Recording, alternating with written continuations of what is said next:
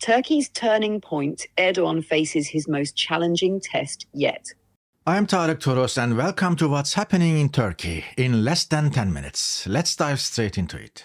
Domestic turmoil. Can Erdogan hold on amid economic crisis? Turkey is at a crossroads. President Recep Tayyip Erdogan, who has been at the helm since 2002, is grappling with mounting social oppositions and an economy that's spiraling. Inflation is off the charts, officially at 49%, but many believe it's much higher in reality. We are talking about one of the highest inflation rates globally, squeezing the average Turkish citizen like never before. On November 3rd, 2024, Erdogan's Justice and Development Party marked 22 years in power. But there is little to celebrate. The economic crisis that started hitting hard in 2021 hasn't let up. Prices are soaring and people's patience is wearing thin. This discontent was evident in the local elections earlier this year, where the main opposition party, the Republican People's Party, made significant gains. Erdogan knows he is in a tight spot. To buy time, he's opened a dialogue with CHP leader Özgür Özel, who seems open to cooperation, aiming to win over government supporters. But let's be clear. Erdogan's primary goal is to silence calls for early elections and secure his bid for another presidential term, despite constitutional limits. Now, here's where it gets interesting. On October 30th, the government removed Ahmet Özer, the CHP mayor of Esenyurt, a major district in Istanbul, from office on terror-related charges. Özer was a close advisor to Ekrem İmamoğlu, Istanbul's mayor and a potential challenger to Erdogan. This isn't an isolated incident. Since 2016, over 150 mayors, mostly from Kurdish-majority areas, have been ousted under similar accusations. The message is unmistakable. Erdogan is tightening his grip, using legal means to sideline opposition figures. But this strategy might be backfiring, fueling more unrest and raising serious questions about the future of democracy in Turkey. Erdogan's nightmare, internal power struggles and the battle for a third term. Erdogan's challenges aren't just external, they are brewing within his own ranks. Despite his extensive powers, his party doesn't hold a majority in parliament. He's been relying on a shaky alliance with the Nationalist Movement Party to push through legislation. Devlet Bahçeli, the MHP leader, recently made waves by extending an olive branch to Kurdish politicians, a surprising move that hints at internal fractures. Imagine the scene, a hardline nationalist shaking hands with Kurdish representatives.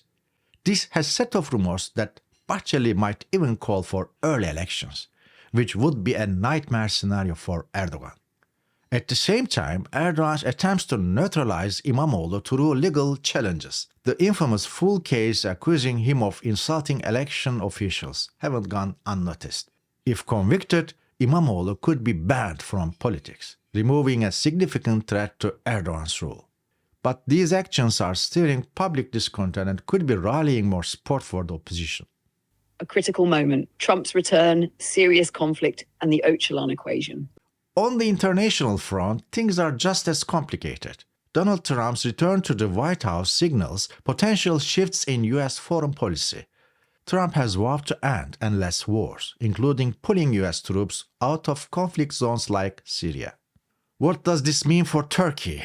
A U.S. withdrawal could leave a power vacuum in northern Syria, where Kurdish groups like the Syrian Democratic Forces have been key allies against ISIS.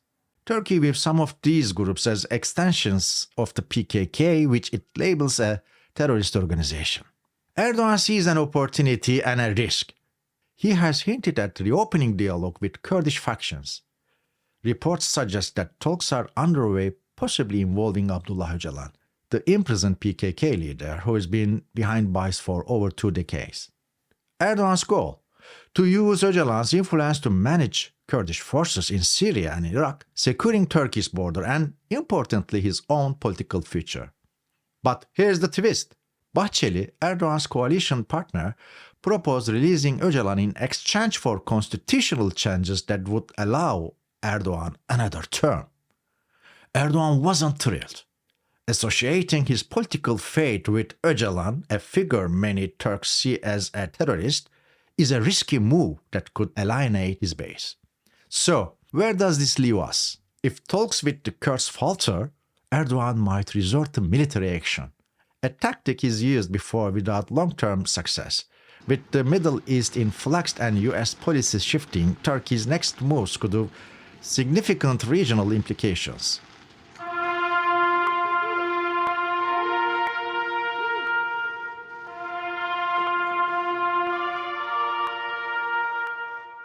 The stakes are high. Erdogan faces economic turmoil, internal dissent, and shifting international dynamics. His guess to extend his rule confronts legal limits and political challenges. The opposition senses an opportunity, but also faces hurdles as Erdogan tightens his grip. Will Erdogan navigate these turbulent waters and maintain his hold on power, or are we witnessing the beginning of a new chapter in Turkey's political landscape? As 2025 approaches, one thing is clear.